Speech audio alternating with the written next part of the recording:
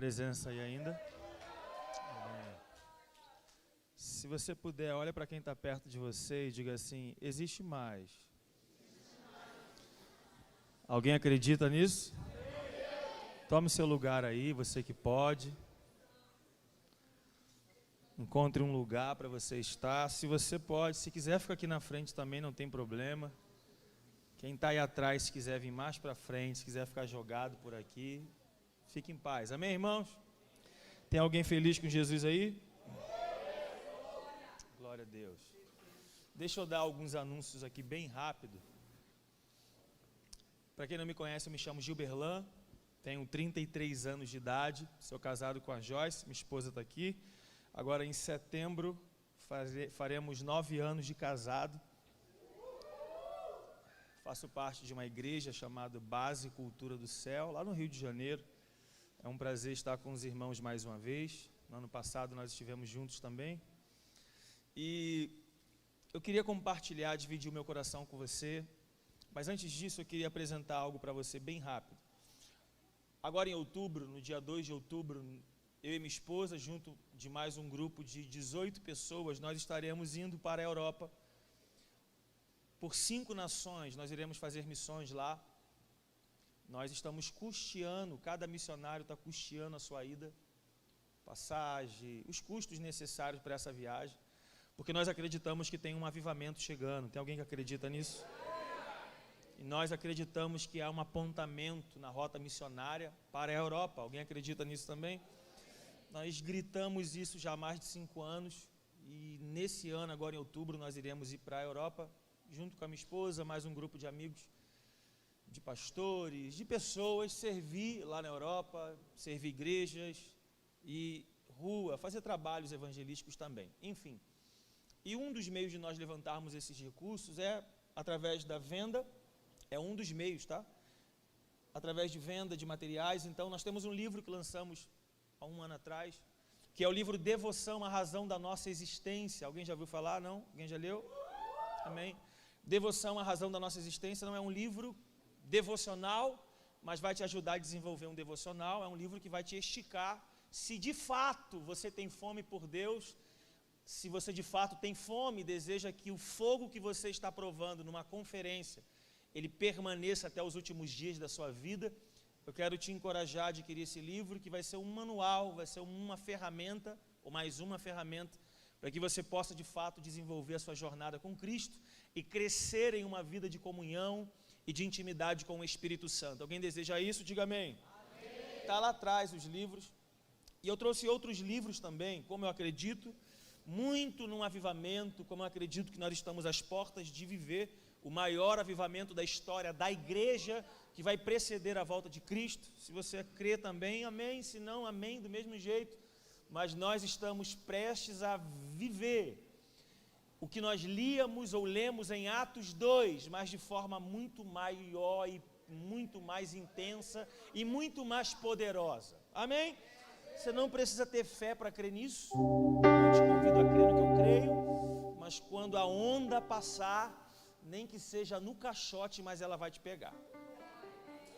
Amém? Então ou você se prepara para ela, ou vai no caixote, mas o negócio é ela pegar você também. Tudo bem aí?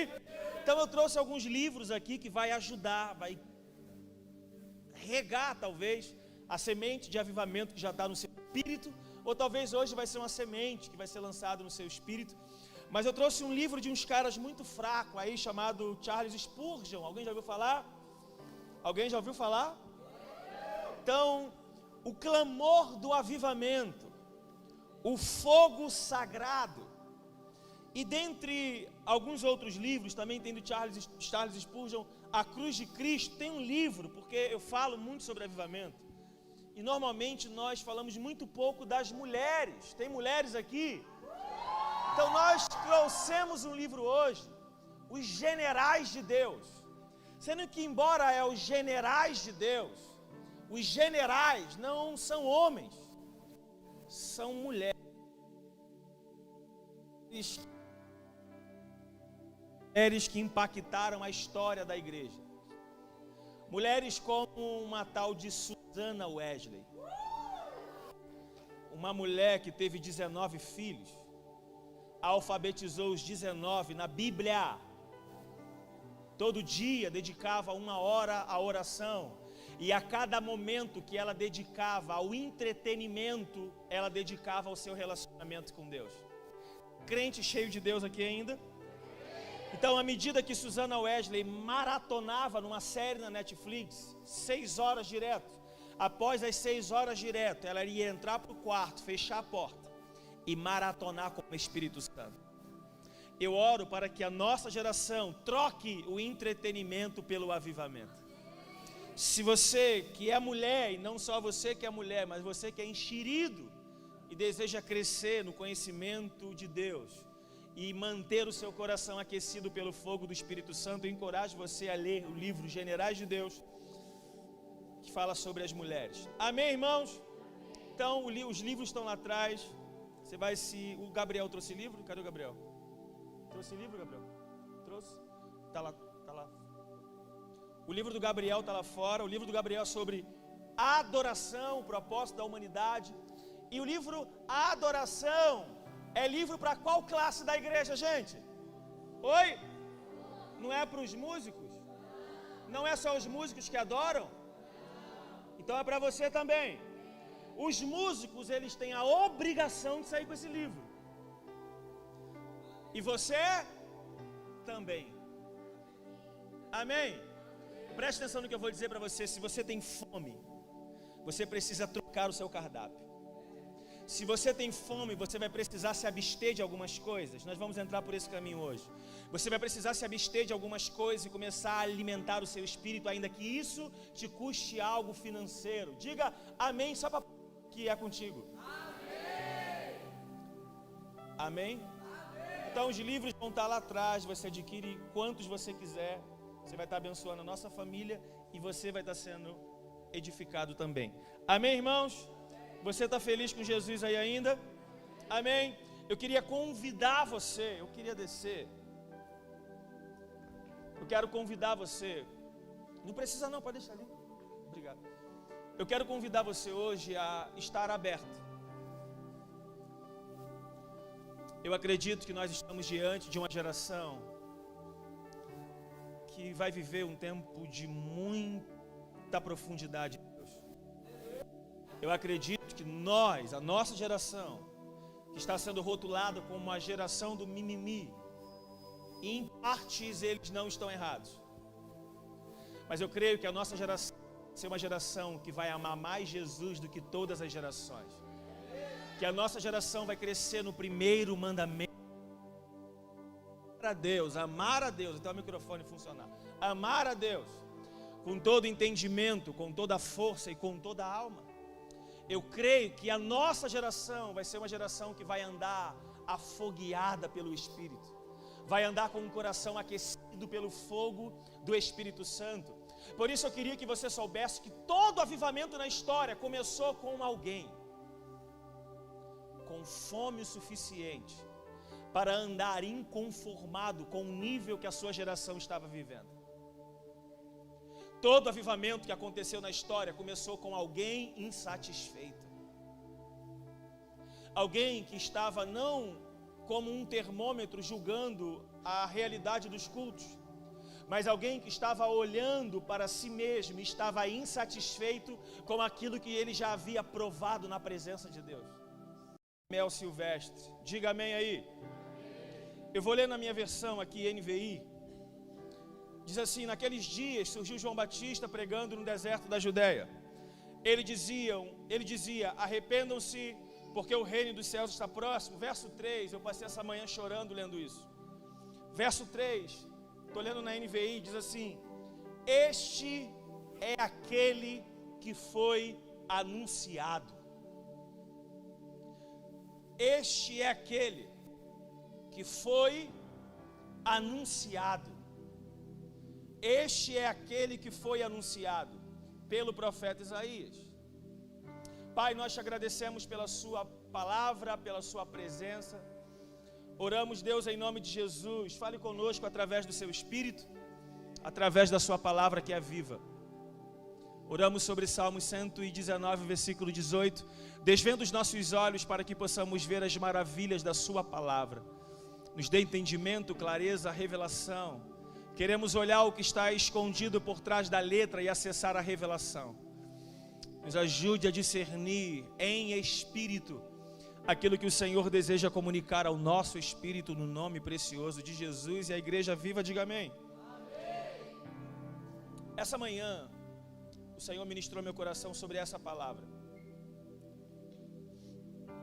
O texto que está diante de nós fala sobre a vida de João Batista. E eu acredito que você já ouviu sobre João. Quem já ouviu sobre João Batista? Você sabe que João Batista era filho de Zacarias. A família de João Batista era uma família sacerdotal. Era de uma casa sacerdotal. Um dia o seu pai caiu na sorte, pois ele era da ordem de Abias, de ir exercer o sacerdócio. Enquanto ele vai exercer o sacerdócio, João ainda não havia nascido, pois a sua mãe, no caso esposa de Zacarias, era estéril. Então, quando ele entra na presença de Deus, o anjo do Senhor é enviado pelo próprio Senhor, dizendo então a ele que ele seria pai de um menino. O seu nome seria João. Muitos se alegrariam com seu nascimento. Ele iria viver debaixo do poder do ministério de Elias, do ministério profético. Então, você conhece a história, para ganharmos tempo. A esposa de Zacarias, Isabel, engravida. O menino nasce. O nome é dado, João. A boca ou a voz de seu pai é destravada, ele volta a falar. Ele então exerce o seu ministério profético, ministério terreno. Ele começa a se mover debaixo de uma palavra. Porém, nós conhecemos o ministério em atuação de João Batista com 30 anos. Mas eu queria que você soubesse que a história de João Batista começa aos 12 anos de idade. 12 anos de idade, os rabinos dizem que aos 12 anos de idade foi a idade em que João Batista vai para o deserto se desenvolver no deserto por ter ouvido uma palavra. Aos 12 anos de idade ele vai para o deserto e passa no deserto 18 anos. Quantos anos eu disse? 18 anos no deserto. É no deserto o lugar que ele ouve a voz do que clamava. Preste atenção. João Batista não era a voz que clamava. João Batista era o eco da voz que ele ouviu no deserto clamar. Eu sou a voz do que clama. Não sou a voz que clama. Eu sou a voz de alguém que eu ouvi no deserto. E eu estou ampliando a mensagem que eu ouvi. João Batista não era alguém que tinha uma pregação para compartilhar. Quando ele é interrogado pelos fariseus sobre quem ele era, se ele era o Cristo, se ele era Elias, se ele era o profeta, ele disse: eu não sou nenhum desses. Então falaram: já que você não é quem nós achávamos que você é, então fala você mesmo sobre quem é você. Ele disse: eu sou Isaías 40. Ele disse: eu sou a voz do que clama no deserto. Preparem o caminho do Senhor. O que João Batista estava dizendo era: eu não tenho uma pregação para compartilhar, eu me tornei a própria mensagem. Sabe do que nós precisamos em Osasco? Sabe do que nós precisamos na juventude JNI aqui em São Paulo? Nós não precisamos de mais alguém com a viola cantando músicas gospel. Nós não precisamos mais de alguém intitulado com uma linguagem evangeliquez rodando as igrejas. Nós estamos à procura de homens e mulheres, jovens, crianças, adolescentes, anciões, que sejam a própria mensagem. Que a sua vida seja um grito mais alto do que o seu grito de desespero no domingo à noite quando está com o microfone na mão. Precisamos daqueles que a vida vai falar mais alto do que o grito de domingo à noite. Que a vida vivida na segunda seja uma mensagem mais poderosa do que o sermão de domingo à noite. Você pode provocar quem está perto de você, diga assim: ele está falando bem de você. Fala para ele assim, dá um aleluia só para parecer que não é contigo. João Batista, aos 12 anos de idade, foi para o deserto. Fazer o quê? Estudar com os essênios. O quê? As escrituras. 18 anos se preparando. Diga comigo assim, 18 anos se preparando. E você se preparando 18 dias para o ministério de 30 anos. Jesus se preparou 30 anos para exercer 3 anos de ministério. Você querendo orar 30 minutos para exercer o ministério de uma vida. Está tudo errado, querido. Hoje é o dia que o Espírito vai te pegar e as prioridades precisam ser mudadas. João Batista ouviu uma voz, aonde? No deserto. Se no deserto é o lugar onde Deus está falando, porque João, quando ouve a voz e quando eles rompem o cenário, exercendo o seu ministério, por que João não abre uma João Batista Church em Jerusalém? Porque ele não vai para Jerusalém? Porque não era em Jerusalém que a voz estava falando, era no deserto. Você precisa perseguir a voz de Deus. E quando você encontrar esse lugar, querido, por favor, não saia de lá para fazer agenda. Permaneça com o Senhor. O Senhor é mais importante do que o ministério bombado. A presença de Deus é mais especial do que ter uma carreira brilhante. A presença de Deus é mais empolgante do que um culto avivado nas nossas reuniões. A presença de Deus ainda é maior do que o próprio avivamento. Nós só queremos avivamento porque quem vai avivar vai vir. Porque se o avivamento não trouxesse ele, eu não queria avivamento. João Batista se desenvolve no deserto. Aonde mesmo? Esteja preparado para entrar no deserto nos próximos dias. Você me leva ao deserto para falar? O Senhor vai te levar para um lugar bem legal. E esse lugar é muito legal, sabe por que o deserto é legal? Porque o deserto não tem a não ser. Sabe por que o deserto é legal? Porque lá não tem nada a não ser o Senhor. Já que lá não tem nada a não ser o Senhor, os seus olhos vão estar fitos nele. Sem distração. O maior inimigo da devoção é a distração. Os seus olhos vão estar fixos no Senhor, no amado das nossas almas, da nossa alma. Sem distração nenhuma, você vai se desenvolver no deserto. Você pode de novo provocar quem está perto de você. Bata na mão de alguém assim, diga assim, seja bem-vindo ao deserto. Sai um amém aí só para parecer que você está crendo nisso. João, ele vai para o deserto, mas preste atenção no que eu vou dizer para você. João vai para o deserto debaixo de uma palavra. No deserto. Isaías libera uma palavra e o texto, eu fui redundante. Diz que ele foi anunciado. Eu chorei com essa parte hoje de manhã, eu chorei muito.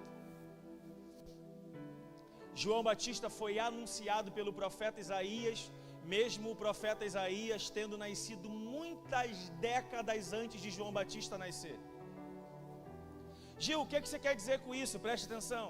João Batista foi anunciado por alguém que nem viu os dias de João Batista.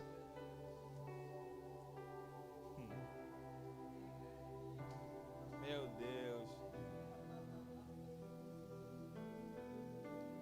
Isaías anunciou um tempo que alguém estaria inserido nesse tempo, fazendo uma determinada coisa, e João Batista nem viu, nem conheceu quem profetizou, e quem profetizou não conheceu, em ver de fato o fruto da profecia.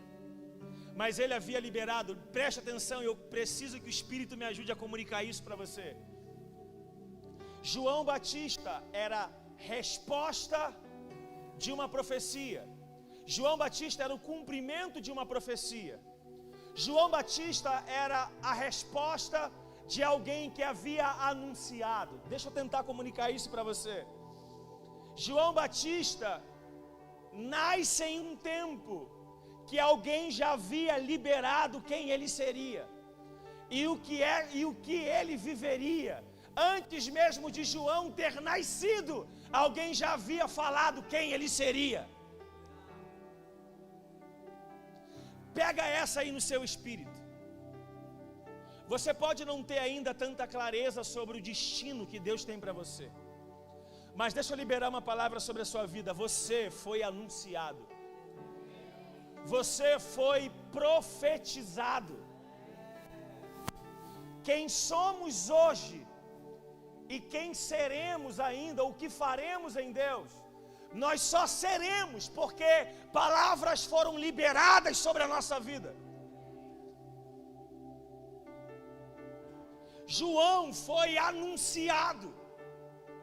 Há pessoas aqui que não faz a menor ideia, a nossa geração, pessoas que nunca te viu, nunca me viu, dobravam os joelhos há décadas, há centenas de anos atrás, orava para que Deus levantasse uma geração como a nossa. Pais e mães profetizaram ao nosso respeito, oravam por mim, por você, pelo simples fato de conhecer os nossos avós, os nossos pais, e estavam liberando palavras sobre a nossa família. Levanta a mão se você acredita nisso aqui. A nossa geração é uma geração bendita, é uma geração cheia do Espírito de Deus, é uma geração que, se não vê de fato o maior avivamento e a volta do Cristo para buscar a sua igreja, se os nossos olhos não vê, nós prepararemos a próxima geração para serem mais profundo do que nós conseguirmos ir na nossa geração.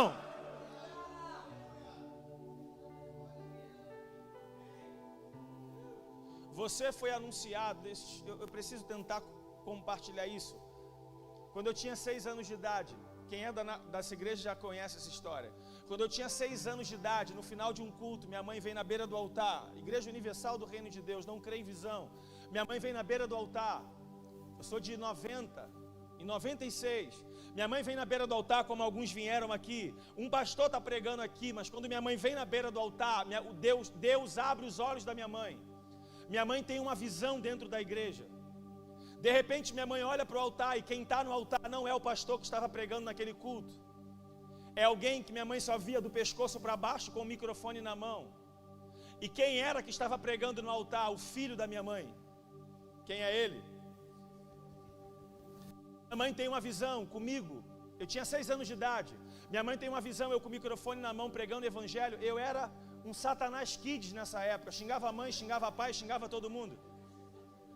Minha mãe consegue me ver com o microfone na mão pregando o evangelho porque Deus mostrou para minha mãe. Deus falou para minha mãe: fique em paz, porque o seu filho será um pregador do evangelho. 10 anos depois eu estou andando na comunidade da Maré com um fuzil na mão. As pessoas estão olhando para minha mãe e estão dizendo assim: vai lá ver o Gilberlan armado lá na rua tal. Minha mãe dizia: eu não preciso ir lá. A senhora quer fugir da realidade que ele está vivendo? Minha mãe dizia: não. Eu não estou fugindo da realidade que você está conseguindo ver. A verdade é que eu já vi quem o meu filho vai ser e esse filho você não consegue ver. Então toda vez que questionavam minha mãe dizendo: seu filho é um bandido, minha mãe dizia: ele até pode ser hoje, mas eu já vi quem ele vai ser.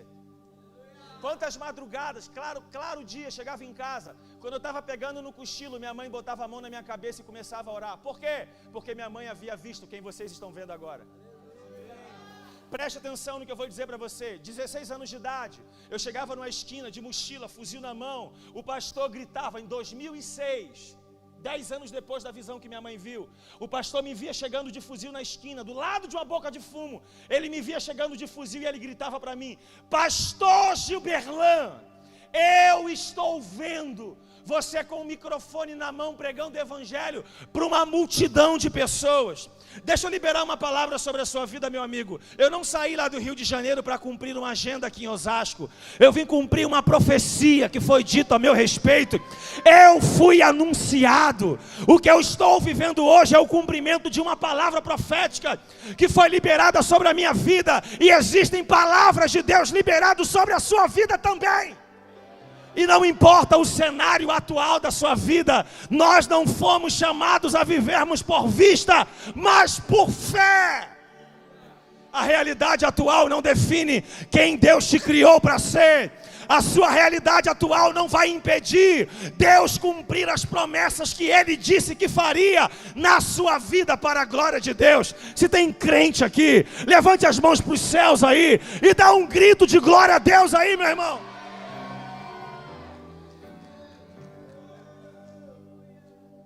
Diga para 1, 2, 3 pessoas perto de você: você foi profetizado, você foi anunciado.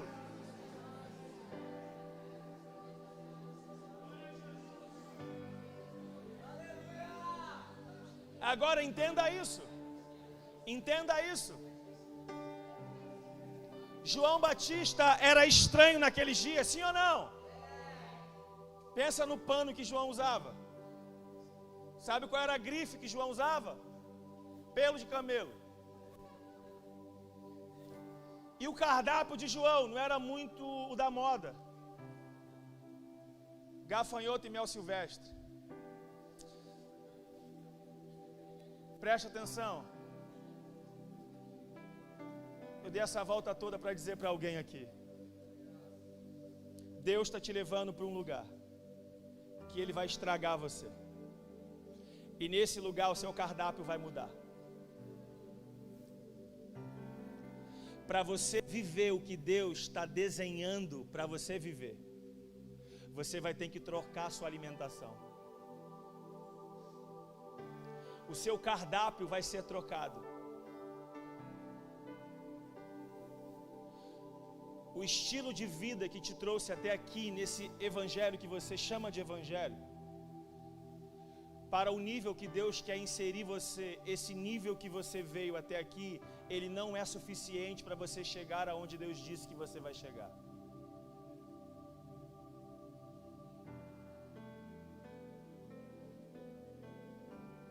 O tempo que você tem dedicado a Deus não tem sido suficiente para você se tornar aquilo que Deus disse que você seria e fazer aquilo que Deus disse que você irá fazer.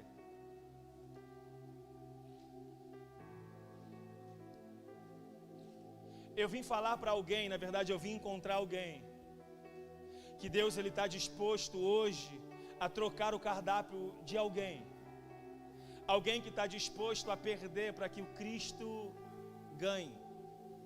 Alguém que está disposto a trocar a sua alimentação, porque preste atenção, um dia Deus visita uma mulher estéril chamada, conhecida na Bíblia como a mulher de Manoá, em Juízes capítulo 13. Manoá, quando sabe da história que a mulher dele recebeu a visita de um anjo e que agora eles teriam um filho, ele fala assim: se esse homem aparecer, o anjo aparecer de novo, me chama porque eu preciso conversar com ele.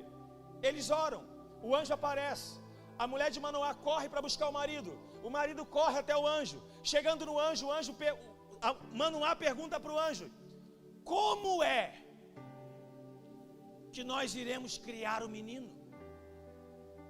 Qual é o meio de criar o menino? O anjo repete para Manoá o que já havia dado de instrução para a mulher, que o menino desde o ventre seria um nazireu de Deus, seria consagrado do ventre. Números capítulo 6, a Bíblia vai tratar sobre as características de um nazireu. Ele não poderia raspar o cabelo, nem a barba. Ele não deveria comer nada derivado da uva, vinho, nada derivado da uva. E ele também não poderia se aproximar de um morto.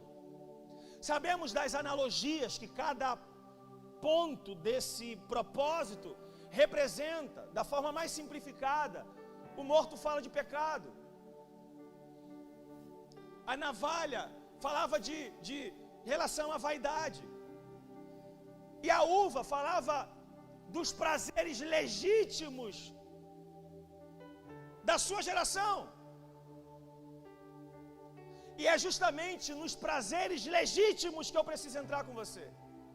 Porque a palavra nazireu, tanto nazir como nazar, nazireu ou nazareu, da etimologia da palavra, ambas significam alguém que vive uma vida consagrada a Deus. Alguém que vive de maneira exclusiva para Deus. Alguém que Deus separou para si. tanto Sansão, que é filho de Manoá, dessa história, Sansão, João Batista era nazireu, Samuel era nazireu, Paulo exerceu o voto do nazireado. Só os fracos na Bíblia. Quem eram os nazireus? Eram aqueles que estavam dispostos a concentrar o seu prazer exclusivamente em Deus. Alguém que trocava o seu cardápio, alguém que abdicavam de prazeres legítimos para crescer em prazeres eternos. Eu queria encontrar alguém aqui em Osasco nessa noite que está disposto a abrir mão dos prazeres legítimos. A internet é um prazer legítimo, sim ou não? Você ir jogar bola é um prazer legítimo, sim ou não? Você vê Netflix e dentre muitas coisas é um prazer legítimo, sim ou não? Mas eu quero saber aonde é que estão aqueles que estão tão apaixonados por Deus ao ponto de largar aquilo que é legítimo por amor ao Senhor. Aqueles que vão olhar para aquilo que não tem nada a ver e de fato não tem, e vai dizer: Deus, é isso que eu quero para a minha vida. Eu vim encontrar alguém que está vivendo em crise nesses dias, porque está tentando ser igual a todo mundo e você não consegue ter paz sendo igual a todo mundo. Eu vim encontrar você que está tentando se encaixar no mundo de todo mundo. Você questiona o Senhor em oração dizendo: Deus, eu não pequei, eu tenho orado, eu tenho lido as Escrituras, eu estou em todo culto, eu estou buscando ao Senhor, mas toda vez que eu faço isso parece que eu sou um dos maiores pecadores. Deus, mas todo mundo faz. Eu vim lá do Rio de Janeiro para ser profeta na vida de alguém nessa noite e dizer para você em especial que está em crise, dizendo: Deus, por que é que eu não posso ser igual a todo mundo? Deixa eu dizer algo para você: você não pode ser igual a todo mundo, porque Deus não criou você para ser igual a todo mundo. Deus criou você para ser diferente de todo mundo. Deus criou você para andar na contramão do caminho que todo mundo está andando. E não tem nada a ver com pecado. Não é pecado para todo mundo por viver os prazeres legítimos, mas para você vai ser pecado. Porque Deus está exigindo um nível de renúncia, de andar num nível de radicalidade que não está cobrando a outros. Então hoje a sua postura, a sua decisão de viver uma vida diferente de todo mundo, lá na frente vai fazer com que todo mundo procure você e diga: por que é que eu não andei pelo caminho que você andou, meu amigo? Deus quer trocar o cardápio de alguém aqui hoje. Alguém que vai largar a televisão de lado, que vai andar, vai para a escola, os amigos vão dizer: você viu o que aconteceu? Eu não vi. Você viu quanto meu time ganhou? Fala: não sei mais. Você viu o que aconteceu? Não sei não, cara. Ah, eu fui lá atrás de você em tal lugar, não te encontrei. Por que é que você não estava mais lá? É porque eu troquei o meu cardápio. Eu comecei a mudar a minha rotina. Agora eu amo mais o Senhor do que os prazeres legítimos. Eu amo tanto a Deus que eu estou trocando os prazeres legítimos para me satisfazer plenamente em quem Deus é.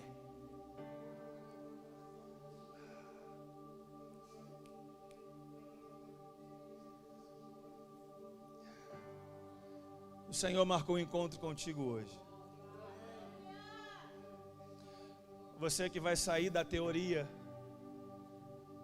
e vai entrar para a prática da devoção. Você que vai deixar de ter as informações do que você precisa fazer para viver uma vida cheia do Espírito Santo, e você vai começar a praticar agora.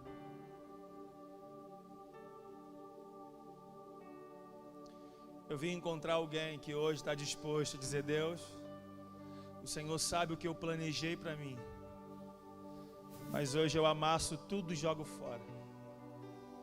Aquela lista que eu fiz e levantei para o Senhor abençoar o projeto do ano, se o Senhor me permitir, eu pego de volta esse papel, eu quero rasgá-lo. Quero pegar uma folha em branco, escrever o meu nome embaixo e levantar ela em branco para o Senhor escrever a história que o Senhor tem preparado para mim. Salmo 139, versículo do 15 ao 17, diz que antes dos nossos ossos tomarem forma dentro do ventre materno, Deus já havia escrito um livro ao seu respeito. E os pensamentos do Senhor são todos preciosos ao nosso respeito. O Senhor parou na eternidade. Antes da sua mãe saber que estava grávida, Deus já havia escrito uma história sobre você. Deus já tinha um plano estabelecido para você. Eu não sei você, mas eu estou muito afim de alinhar os meus pés com um plano perfeito de Deus.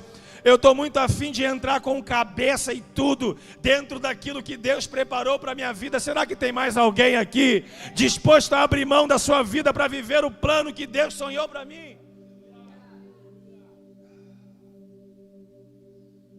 Gil, isso aí é comigo. Então eu quero convidar você hoje a perder. Você vai precisar abrir mão das coisas que você faz, que você vive. E volto a dizer, não é pecado isso que você fazia.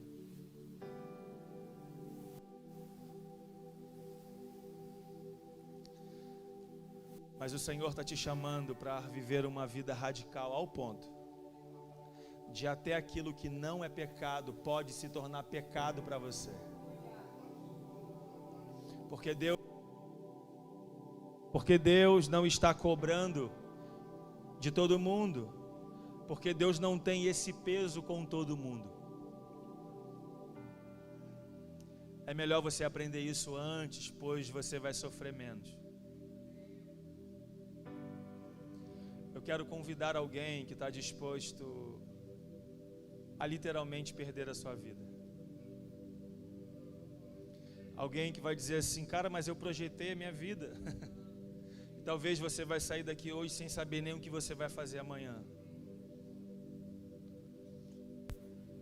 Alguém tão apaixonado pela presença de Deus, que você não vai trocar mais o Senhor pelos prazeres do mundo.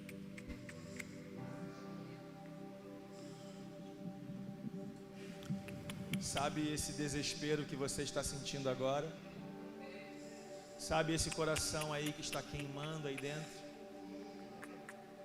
O fogo está no peito e as lágrimas voltaram aos olhos.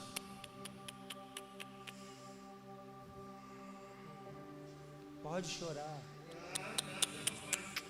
Chorar babababassó.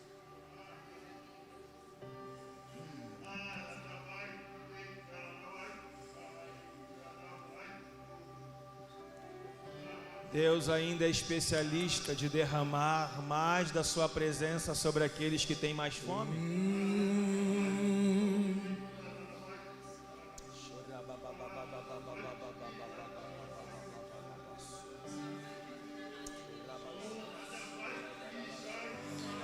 Me faz queimar mais, me deixa te chamar mais e mais.